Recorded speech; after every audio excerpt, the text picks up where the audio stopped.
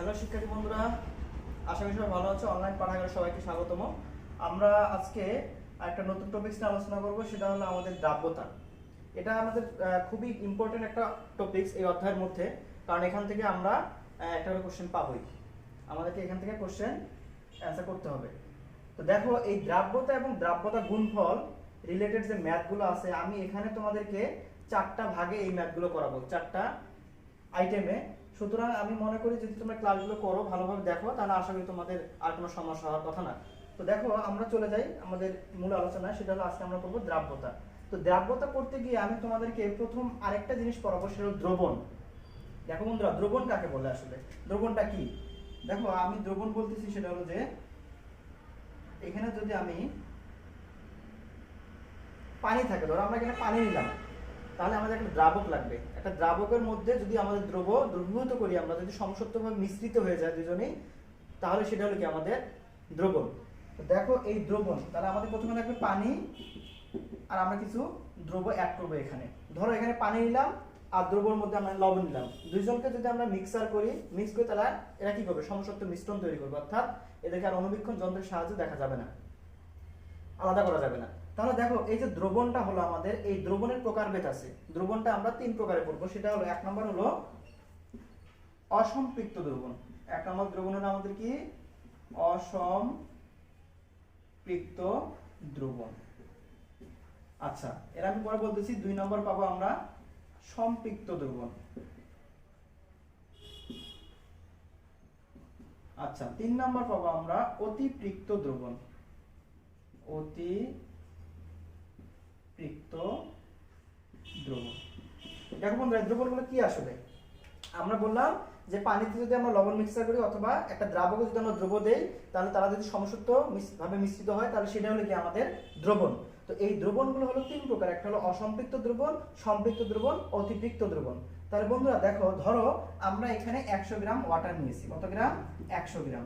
তাহলে এই 100 গ্রাম ওয়াটারের মধ্যে যদি আমরা লবণ যদি আমরা অ্যাড করি, তাহলে কি হবে? যে 100 গ্রাম দ্রবণকে যদি আমি সর্বোচ্চ পরিমাণ দ্রব্য দ্বারা অ্যাড করতে পারি, অর্থাৎ আমি এখানে লবণ নিচ্ছি আর দ্রবীভূত করছি, কিন্তু কোনো এক সময় দেখা গেল যে আমার লবণ আর এখানে দ্রবীভূত হচ্ছে না, অর্থাৎ আমি যা লবণ দিচ্ছি সেটা তলানি আকারে জমা হচ্ছে। তাহলে এই যে একটা ক্ষমতা, সেটা হলো কি? যে দ্রাবকের মধ্যে সর্বোচ্চ আমি যত পরিমাণ দ্রবীভূত করতে পারবো 100 গ্রামকে, তাহলে সেটা হলো কি আমাদের দ্রাব্যতা।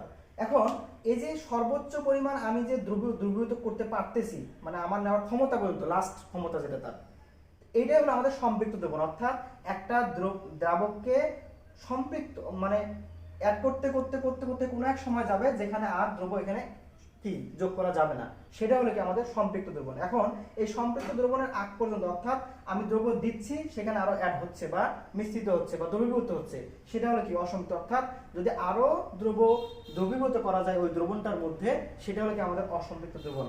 আর সম্পৃক্ত দ্রবণ কি বললাম আগে, যেটা যে সর্বোচ্চ পরিমাণ দ্রব্য যদি আমি দ্রবীভূত করে ফেলি আর দ্রবীভূত হবে না, সেটা হলো কি আমাদের সম্পৃক্ত দ্রবণ। আর অতিপৃক্ত দ্রবণটা দেখো, যে আমি দ্রবীভূত করতেছি কোনো এক সময় সম্পৃক্ত দ্রবণ তো হয়ে গেছে, আরো দ্রব্য যদি আমি অ্যাড করি, সেটা তলানি আকারে জমা হবে। এটাই হলো আমাদের, যদি তলানি থাকে, সেটা হলো আমাদের অতিপৃক্ত দ্রবণ। এখন দেখো, এই যে দ্রাব্যতা মূলত আসছে আমাদের এইখান থেকে, এই যে সম্পৃক্ত দ্রবণ থেকে, ঠিক আছে? তাহলে আমরা কি বলবো? দ্রাব্যতার সংখ্যাটা, যে কোনো একটা দ্রাবকের মধ্যে সর্বোচ্চ যত পরিমাণ দ্রবীভূত করা যাবে, অর্থাৎ 100 গ্রাম দ্রাবকে সর্বোচ্চ যত গ্রাম দ্রবীভূত করা যাবে, সেটাই হলো ওই দ্রব্যের দ্রাব্যতা। বুঝতে পারছো? দেখো, এই সংজ্ঞাটা আমরা আরেকভাবে দিতে পারি, যে 1 লিটার পরিমাণ কোনো দ্রবণে সর্বোচ্চ যত মোল দ্রবীভূত করা যাবে, সেটাই হলো ওই দ্রব্যের দ্রাব্যতা। তাহলে দ্রাব্যতা কার? ওই দ্রব্যের। ধরো আমি যদি এখানে আমার যদি 100 গ্রাম ওয়াটার থাকে, এখানে 100 গ্রাম যদি আমার ওয়াটার থাকে, আর আমার এখানে সর্বোচ্চ যদি আমি ধরো 20 গ্রাম লবণ বা সোডিয়াম ক্লোরাইড যদি আমি দ্রবীভূত করতে পারি, তাহলে এই সোডিয়াম ক্লোরাইডের দ্রাব্যতা হবে কত? 20।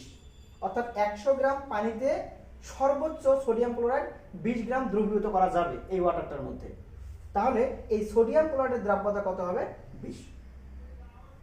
দেখো, এই জিনিসটা আমরা আরেকটু ভালোভাবে একটু দেখার চেষ্টা করি। সেটা হলো যে ধরো এখানে আমি ওয়াটার আছে, আমি সাথে কি বা দ্রাবক আছে, আমি এখানে দ্রব অ্যাড করলাম বা দ্রব যোগ করলাম। যোগ করার পরে কি হবে, এখানে আমরা একটা কি পাবো, দ্রবণ পাবো। তাহলে এটা কি আমাদের একটা দ্রবণ। ধরলাম এই দ্রবণের ভর হলো m, তার দ্রবণের ভর কত, বড় হাতে m।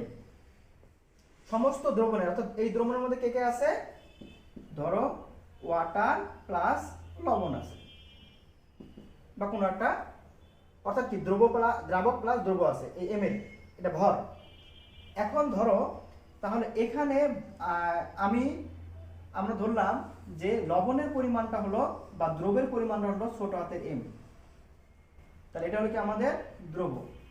তাহলে দেখো বন্ধুরা, এটা হলো দ্রবণের ভর, এটা হলো কি দ্রবণ, আর এটা হলো কি আমাদের m, দ্রব। তাহলে বলো তো এখানে দ্রাবকের পরিমাণ কি, দ্রাবক কি ওয়াটার, তাহলে দেখো এই দুইটার ভর হলো m আর এই একটা লবণের ভর হলো ছোট হাতের m। তাহলে এখানে ওয়াটারের ভর কত হবে, এখানে আমাদের দ্রাবকের ভর তাহলে কত হবে, দ্রাবকের ভর হবে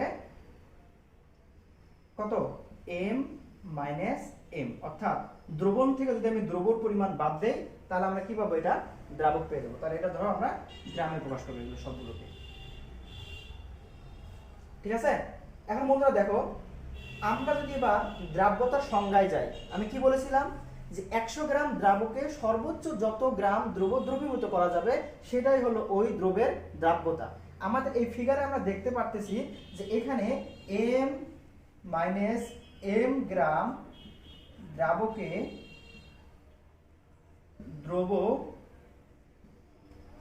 দ্রবীভূত আছে কত গ্রাম, ছোট হাতের m গ্রাম, ঠিক আছে। তার m মাইনাস m গ্রাম দ্রাবকে দ্রবীভূত আছে সর্বোচ্চ কত, m গ্রাম। তাহলে 1 গ্রাম দ্রাবকে দ্রবীভূত আছে সর্বোচ্চ কত গ্রাম হবে, তাহলে m ভাগ m মাইনাস m। আচ্ছা এবার দেখো, যদি আমি বলি আমার সংজ্ঞা অনুসারে 100 গ্রাম দ্রাবকে দ্রবীভূত আছে কত গ্রাম হবে, 100 m ভাগ m মাইনাস m। দেখো বন্ধুরা, এটাই কিন্তু আসলে আমরা এটাকেই বলতে পারি আমাদের দ্রাব্যতা, কারণ আমাদের দ্রাব্যতার সংজ্ঞা অনুসারে দ্রাব্যতাকে আমরা সলিবিলিটি বা এস দ্বারা প্রকাশ করব। তাহলে আমরা যদি সলিবিলিটি এস দ্বারা প্রকাশ করি তাহলে সংজ্ঞাটা কি আসছে দেখো, 100 গ্রাম দ্রাবকে, যে 100 গ্রাম দ্রাবকে সর্বোচ্চ যত গ্রাম দ্রব্য থাকবে সেটা কি পেলাম আমরা, 100 m ভাগ m মাইনাস m। এটাই মূলত আমাদের দ্রাব্যতার অঙ্ক, দ্রাব্যতার সূত্র। এই সূত্রের দ্বারা আমরা অনেকগুলো ম্যাথ করবো আসলে। দেখো তাহলে আমাদের টাইপ 1 দ্রাব্যতা এবং দ্রাব্যতার গুণফলের টাইপ 1 কিন্তু আমাদের শুরু হয়ে গেছে। তাহলে কি আমাদের এটা টাইপ 1, টাইপ 1, এই টাইপ 1 এর সূত্র কি আমাদের দ্রাব্যতার সূত্র S = 100 m ভাগ ছোট হাতের m মাইনাস বড় হাতের m মাইনাস ছোট হাতের m। তাহলে এইটাই হলো আমাদের দ্রাব্যতার সূত্র, ঠিক আছে। এখন বন্ধুরা দেখো, যদি আমি বলি যে 50 ডিগ্রি সেন্টিগ্রেড তাপমাত্রায়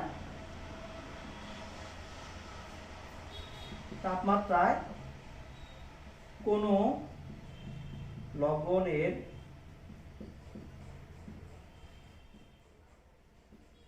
দ্রাব্যতা হলো ধরো 25, ঠিক আছে।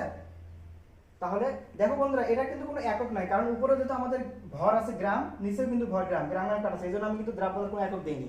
তাহলে দেখো 50 ডিগ্রি সেন্টিগ্রেড তাপমাত্রা কোনো লবণের দ্রাব্যতা 25 গ্রাম বা 100 গ্রাম, মানে কি 25 মানে কি বোঝাবে, যদি দ্রাব্যতা আমি বলি 25, তার মানে এখান থেকে আমরা বলতে পারবো যে 100 গ্রাম দ্রাবকে দ্রব্য আছে 25 গ্রাম, ঠিক আছে। তাহলে দেখো এখানে দ্রাব্যতা 25 মানে ওই দ্রবণের ভর কত হবে, 125 গ্রাম। ক্লিয়ার? তাহলে কি বুঝলাম আমরা, যে কোনো একটা নির্দিষ্ট তাপমাত্রায় কোনো লবণের দ্রাব্যতা যদি 25 হয় তাহলে আমরা কি বলবো, সেটার কত, দ্রবণের ভর হবে কত, 100 যোগ 25 গ্রাম, কারণ 100 গ্রাম দ্রাবকের মধ্যে দ্রব্য আছে আমাদের 25 গ্রাম। আচ্ছা, তাহলে আমরা বুঝতে পারছি যে দ্রাব্যতা 25 মানে কি, 100 গ্রাম দ্রাবকে থাকবে 25 গ্রাম, অর্থাৎ টোটাল দ্রবণ হবে 100 গ্রাম দ্রাবক যোগ 25 গ্রাম দ্রবণ। ওকে, তাহলে বন্ধুরা দেখো, আমরা এবার এই সূত্রের সাহায্যে কিছু ম্যাথ করব। তাহলে তোমাদের টাইপ 1 এর ম্যাথ কিন্তু শুরু হয়ে গেল। ঠিক আছে, তোমাদের টাইপ 1 এর ম্যাথ আমরা এখন একটু দেখবো ম্যাথগুলো।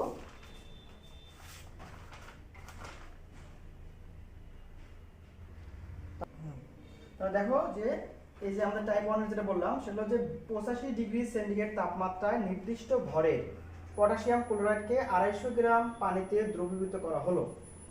এই দ্রবণকে শীতল করে 20 ডিগ্রি সেন্টিগ্রেড তাপমাত্রায় নিয়ে এলে কি পরিমাণ পটাশিয়াম ক্লোরাইড ক্লাসিত হবে? ঠিক আছে, তাহলে দেখো এখানে একটা কথা বলি আমি, সেটা হলো যে 85 ডিগ্রি সেন্টিগ্রেড তাপমাত্রা আর হলো 20 ডিগ্রি সেন্টিগ্রেড তাপমাত্রা, যেটা আমার আগে বলা হয়নি, সেটা হলো যে টেম্পারেচারের উপর কিন্তু আমাদের দ্রাব্যতা নির্ভর করে। ঠিক আছে, তাহলে আমি যদি টেম্পারেচার বাড়াই তাহলে কিন্তু দ্রাব্যতার পরিমাণ বেড়ে যাবে, আর যদি টেম্পারেচার কমাই দ্রাব্যতার পরিমাণ কমে যাবে। এটা কিন্তু কিছু কিছু একটু ব্যতিক্রম আছে। তাহলে দেখো আমরা কি বললাম যে 85 ডিগ্রি সেন্টিগ্রেড তাপমাত্রায় নির্দিষ্ট ভরের পটাশিয়াম ক্লোরাইডকে 250 গ্রাম পানিতে আমরা দ্রবীভূত করছি। ঠিক আছে, এখন এই দ্রবণকে আবার শীতল করছি করে 20 ডিগ্রি সেন্টিগ্রেড তাপমাত্রায় নিয়ে আসছি। তাহলে বন্ধুরা দেখো 20 ডিগ্রি সেন্টিগ্রেড তাপমাত্রাতে যে পরিমাণ দ্রব্য দ্রবীভূত হতে পারবে নিশ্চয়ই 85 ডিগ্রি সেন্টিগ্রেড তাপমাত্রায় তার চেয়ে কি বেশি হবে। এখানে দেখো এই যে 20 ডিগ্রি সেন্টিগ্রেড তাপমাত্রায় দ্রাব্যতা হলো 34 গ্রাম বা 100 গ্রাম, অর্থাৎ 20 ডিগ্রি সেন্টিগ্রেড তাপমাত্রায় ওই লবণটা 100 গ্রাম পানিতে দ্রবীভূত হতে পারে 34 গ্রাম। ওই সেম দ্রাবকে অর্থাৎ এই 85 ডিগ্রি সেন্টিগ্রেড তাপমাত্রায় ওই 100 গ্রাম দ্রাবকে ওই দ্রব্যটা দ্রবীভূত হতে পারবে কত? 53.5 গ্রাম বা 53.5। তাহলে বুঝতে পারতেছো যে টেম্পারেচার যখন 20 তখন দ্রাব্যতা হলো 34, টেম্পারেচার যখন হলো 85 তখন আমাদের দ্রাব্যতা হলো কত? 53। ঠিক আছে, 53.5। তাহলে দেখো আমাদের বের করতে হবে 250 গ্রাম পানিতে। তাহলে বন্ধুরা আমরা একটু বের করি, আমাদের সূত্র কি বলেছিলাম আমরা? S = 100m - 100m ভাগ m - m। আমরা অলওয়েজ এই সূত্রটা ইউজ করব। তাহলে দেখো সব সময় আমরা বেশি টেম্পারেচারকে নিয়ে আগে কাজ করব। তাহলে বেশি টেম্পারেচার কত? 85 ডিগ্রি সেন্টিগ্রেড তাপমাত্রা। তাহলে দেখো 85 ডিগ্রি সেন্টিগ্রেড তাপমাত্রায়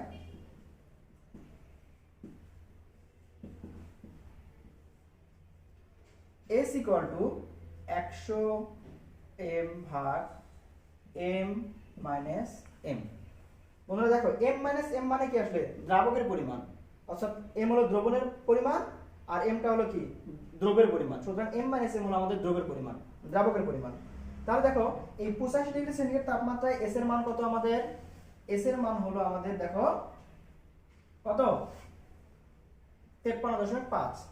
তাহলে 53.5। আচ্ছা, 100 গুণ m থাকলো, আর এই m - m দ্রাবকের পরিমাণ কত আমাদের? 250। দেখো m - m এর পরিমাণ এখানে 250। তাহলে দেখো আমরা এখানে দ্রবের পরিমাণটা বের করে ফেলি। তার 100m = 53.5 গুণন 250। তাহলে m = হবে আমাদের 53.5 গুণন 250 ভাগ 100। তাহলে দেখো এটা যদি আমরা ক্যালকুলেটর করি, ক্যালকুলেট করলে আসবে আমাদের 133.75 গ্রাম। এটা তাহলে বন্ধুরা দেখো এই যে 85 ডিগ্রি সেন্টিগ্রেড তাপমাত্রায় 250 গ্রাম পানিতে আমাদের দ্রব্য থাকতে পারে কত? 133.75 গ্রাম। এটা কিভাবে বের করলাম? আমরা সূত্রের সাহায্যে বের করলাম। তাহলে 85 ডিগ্রি সেন্টিগ্রেড তাপমাত্রায় ওই 250 গ্রাম পানিতে দ্রব্য থাকবে আমাদের 133 গ্রাম। এবার দেখো আমরা যদি এবার কতটা বের করবো আমরা এটা হলো আমাদের 20 ডিগ্রি সেন্টিগ্রেড তাপমাত্রা। তাহলে 20 ডিগ্রি সেন্টিগ্রেড তাপমাত্রায়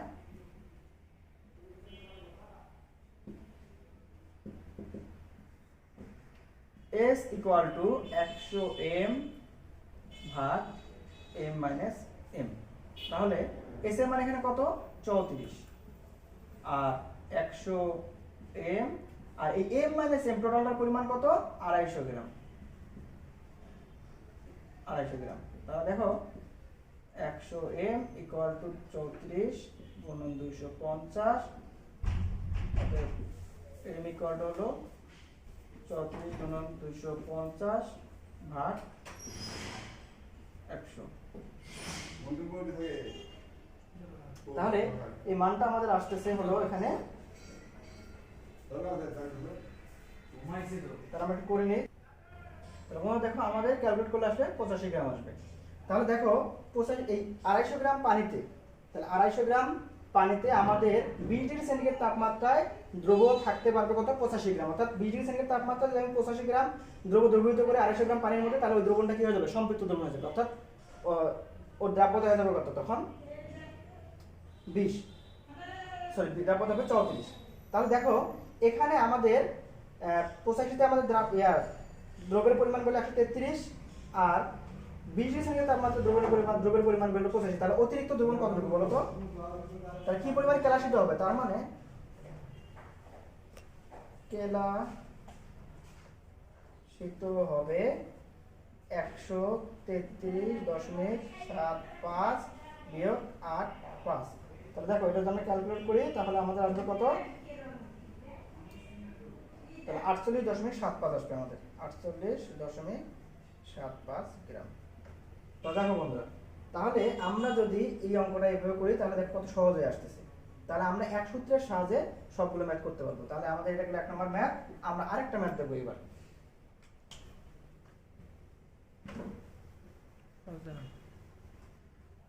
তাহলে দেখো আমাদের আরেকটা ম্যাথ যেটা বললাম সেটা হলো যে 50 ডিগ্রি সেন্টিগ্রেড তাপমাত্রায় কোনো লবণের 75 গ্রাম সম্পৃক্ত দ্রবণকে 20 ডিগ্রি সেন্টিগ্রেড তাপমাত্রায় শীতল করলে কতটুকু লবণ কেলাসিত হবে বা অবশিষ্ট করবে বা তলানি থাকবে, তাই না? তাহলে দেখো আমাদের দ্রবণটা ছিল 75 গ্রাম এবং টেম্পারেচার ছিল কত তখন 50 ডিগ্রি সেন্টিগ্রেড তাপমাত্রা, তাই না? তো আমি আগেও তোমাকে বললাম যে যখন আমরা টেম্পারেচার কমাবো তখন দ্রাব্যতা কমে যাবে, আর টেম্পারেচার আমরা যখন বাড়াবো তখন দ্রাব্যতা কি হয়ে যাবে, বেড়ে যাবে। তো যেহেতু দেখো এখানে 50 ডিগ্রি সেন্টিগ্রেড তাপমাত্রা দ্রাব্যতা বলে নাই, বলছে যে সম্পৃক্ত 75 গ্রাম সম্পৃক্ত দ্রবণ আছে। তো এটাকে যদি আমি 20 ডিগ্রি সেন্টিগ্রেড তাপমাত্রায় নিয়ে আসি তাহলে কতটুকু দ্রব আমাদের কেলাসিত হবে। তাহলে দেখো আমরা সেম ভাবে আগের মতো অঙ্কটা চলে যায় সূত্রে। তাহলে 50 ডিগ্রি সেন্টিগ্রেড তাপমাত্রায়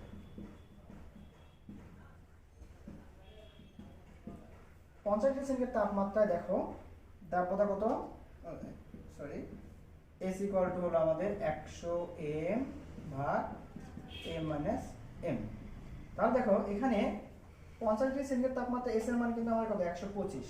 আচ্ছা, এবার 100 থাকবে গুণন m ভাগ, এবার দেখো বন্ধুরা এটা কিন্তু কি বলছে 75 গ্রাম সম্পৃক্ত দ্রবণ, তার মানে আমার কার ভর এখানে এই যে বড় হাতের m এর ভর হলো 75 গ্রাম, সুতরাং 75 বিয়োগ ছোট হাতের m। তাহলে দেখো এখানে কি আসতেছে আমাদের 100 m ইজ ইকুয়াল টু 125 গুণন 75 বিয়োগ 125 m। তাহলে 125 মানে কত আসবে আমাদের 225 m ইজ ইকুয়াল টু 125 গুণন 75। তার মানে m ইকুয়াল টু আসবে আমাদের 125 গুণন 75 ভাগ 225। দেখো আমি যদি এটা করি তাহলে আমাদের আসবে কত 41.66 গ্রাম। দেখো বন্ধুরা, তাহলে 50 ডিগ্রি সেন্টিগ্রেড তাপমাত্রায় আমাদের দ্রব্য কতটুকু পাইলাম আমরা 41.66 গ্রাম। এখন দেখো আমি তোমাদের আগে বললাম যে আমরা সব সময় করব যেটা বেশি টেম্পারেচার সেটাকে নিয়ে করব, কারণ দেখো যে এখানে আমরা দ্রবের পরিমাণ বের করছি, তাই না? এবার আমরা এই দ্রব্য যেহেতু আছে আমাদের 41 আর দ্রবণের ভর হলো 75, সুতরাং আমরা দ্রাবকের পরিমাণটা এখান থেকে বের করে নেব। অতএব দ্রাবকের পরিমাণ কত হবে 75 বিয়োগ 41.66, তাহলে আমাদের এটার মান আসবে 33.33 গ্রাম। ঠিক আছে? তার মানে দেখো আমরা কিন্তু দ্রাবকের পরিমাণ পেয়ে গেছি। এখন আমরা যখন দ্রাবকের পরিমাণটা পেয়ে যাব, মোট কথা আমরা 50 বেশি টেম্পারেচার থেকে আগে দ্রবটা বের করব, দ্রব থেকে আমাদের যখন দ্রবণ দেওয়া থাকবে সেখান থেকে আমরা দ্রাবকের পরিমাণটা করে নেব। তাহলে দ্রাবকের পরিমাণটা যদি আমরা বের করে নেই, এবার আমরা দেখো এবার 20 ডিগ্রি সেন্টিগ্রেড তাপমাত্রায় মানটা বসাই দেব। তাহলে 20 ডিগ্রি সেন্টিগ্রেড তাপমাত্রায় S equal to 100 m ভাগ m মাইনাস m। তাহলে দেখো এখানে s এর মান কিন্তু আমাদের দেওয়া আছে কত 80, সুতরাং 80 ইজ ইকুয়াল টু 100 m ভাগ, দেখো বন্ধুরা আমরা কিন্তু এটা বের করে ফেলছি কত দ্রাবকের পরিমাণ মানে m মাইনাস m এর মান কত 33.33। ঠিক আছে? তাহলে এখান থেকে দেখো 100 m = 80 গুণন 33.33। অতএব আমরা যদি এবার শুধু m করি তাহলে কি আসবে আমাদের, এটা ভাগ 100। তাহলে আমাদের মানটা আসতেছে এটা, তাহলে আমরা একটু ক্যালকুলেট করি এটা।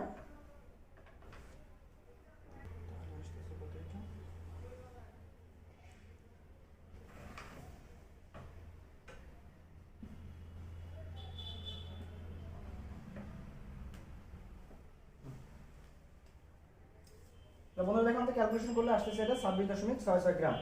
তাহলে দেখো 20 ডিগ্রি সেন্টিগ্রেড তাপমাত্রায় আমরা পেলাম 26.66 গ্রাম, আর আমাদের 50 ডিগ্রি সেন্টিগ্রেড তাপমাত্রায় দ্রব্যের পরিমাণ ছিল 41.66 গ্রাম। তাহলে বলো তো, যদি আমার এই 41 থেকে দ্রবীভূত থাকে 26 গ্রাম, তাহলে কতটুকু অধক্ষেপ্য থাকবে আমাদের অধক্ষেপের পরিমাণ, তাহলে ক্লাসের পরিমাণ এবার আমরা বের করবো। অতএব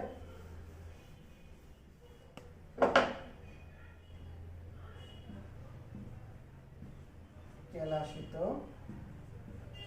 হবে কত, 41.66 বিয়োগ 26.66 গ্রাম ইকুয়াল টু, তাহলে দেখো 41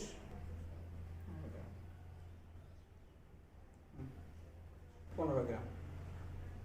দেখছো 41.66 থেকে আমরা দিলাম আমাদের 15 গ্রাম। তাহলে দেখো বন্ধুরা যে আমাদের যদি এই 50 ডিগ্রি সেন্টিগ্রেড তাপমাত্রায় 75 গ্রাম সম্পৃক্ত দ্রবণকে যদি আমরা 20 ডিগ্রি সেন্টিগ্রেড তাপমাত্রায় নিয়ে আসি, তাহলে আমাদের অধক্ষিপ্ত হবে বা তলানি করবে 15 গ্রাম লবণ। আসলে তোমরা বুঝতে পারছো। তাহলে দেখো এইভাবে দেখো আমরা সুন্দর মতো এই ম্যাথগুলো করতে পারবো। এখন তোমরা দেখো যেখানে আমরা ভুল করতে পারো, সূত্র কিন্তু আমি বারবার তোমাদের বলে দিলাম যে আগে বেশি টেম্পারেচার থেকে দ্রবের পরিমাণ বের করব, দ্রব থেকে আমরা দ্রাবকের পরিমাণটা বের করে নেব, তারপর ওই দ্রাবকের পরিমাণটা আমরা 20 ডিগ্রি সেন্টিগ্রেড তাপমাত্রায় সূত্রের মধ্যে বসাই দেবো।